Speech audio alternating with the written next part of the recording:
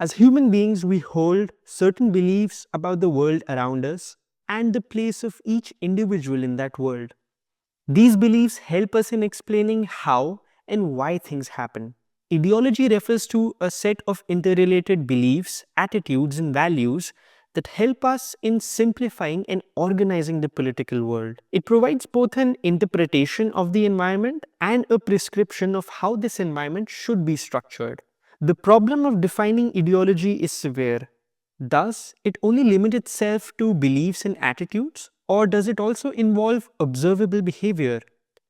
Does the content of an ideology only pertains to politics, or does it also encompass religious or cultural movements? Well, the home turf of ideology has always been politics, and it is defined pertaining to its relationship with power, coercion, and dominance. An important element of ideology is dogmatism. That is, the tendency to believe in laid down principles to be the absolute truth and not consider any opposing evidence for it. In essence, ideology groups together many idea units in a single, relatively coherent package. The theory of political ideology as motivated social cognition states that political beliefs are not merely rational choices, but they are the result of an underlying need or motive. There are three such needs. The first is epistemic, which is the need for control, order, and predictability. This draws individual towards stability-oriented views. The second is existential, which is the need for safety and security, which makes people have a system justifying view. And the third is relatedness or relational, which means the need for a sense of identity, belongingness, and shared reality. This makes individual hang out or believe in only those people who share similar ideology. So there is a lot of in-group identification. Ideological thinking in the academic literature has been explained by a lot of different factors. Cognitive features of the human psyche, personality factors, patterns of child rearing, the economic situation when the ideology develops. So it's not just a bunch of people with similar personality structure coming together and making that ideological movement go forward. This is not the case. It is a bunch of contextual factors that come together which gives rise to an ideology. For example, if you take the 20th century fascist movement in both Italy and Germany, there was economic crisis, political instability, presence of charismatic leadership and mass mobilization, which when combined with cultural anxieties shaped a strong ideological movement. Political ideologies are usually spread across a spectrum, with the politically left or liberals on one end of the spectrum and conservatives or politically right on the other. There are meaningful personality differences between the two. Liberals tend to be more higher on novelty, curiousness, seeking new experiences, whereas conservatives are better orderly, conventional, and organized.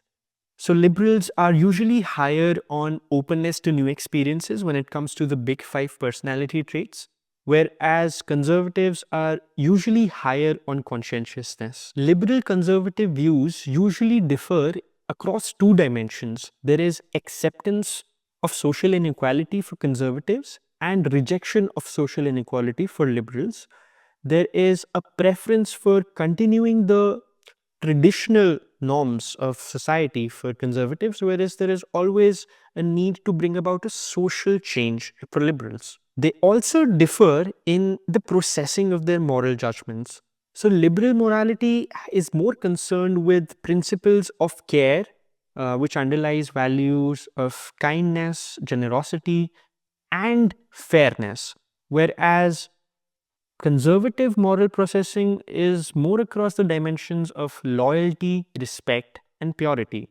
That's one of the reasons why liberals and conservatives disagree on so many moral issues and often find it hard to understand how an ethical person could hold the beliefs of the other side when it comes to immigration, same-sex marriage, abortion, gun rights, etc. When talking about the ideological asymmetry debate, the first side states that political ideologies are not a function of meaningful psychological differences, rather, the contextual situations that people find themselves in. This position states that people just cannot be divided neatly into two categories. There is a lot of fluidity. So, a person might have conservative beliefs when it comes to social norms, but when it comes to economic policies, they might have a more liberal viewpoint. More so, political attitudes on issues such as abortion, welfare, or immigration are shaped by social location, group interests, economic security, strategic concerns, and also about resources.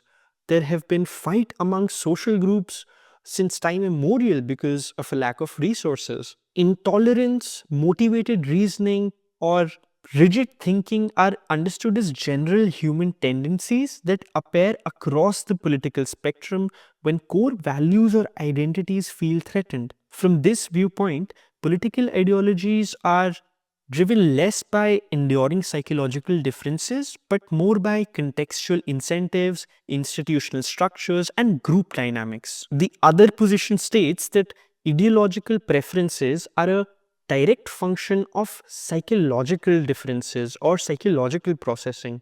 So they can be more or less divided into liberals or conservatives. Granted, they might be varying in their intensity, but academic research has shown that liberals are higher on openness to new experiences, curiosity, whereas conservatives are higher on order, conscientiousness, predictability, and repeated studies have shown that dogmatism is more prevalent in the conservative type.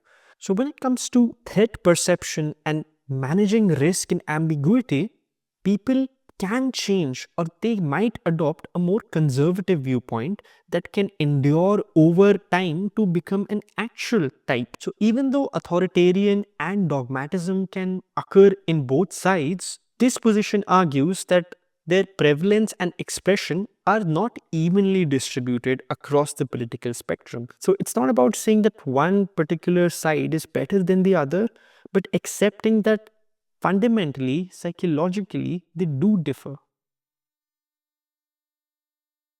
When you look at it from a larger perspective, we are more concerned with what a political actor does rather than what they say, believe, or think. The desire for a consistent worldview can also lead to intolerance against the group that does not hold a similar worldview or a worldview that is directly contradictory to yours.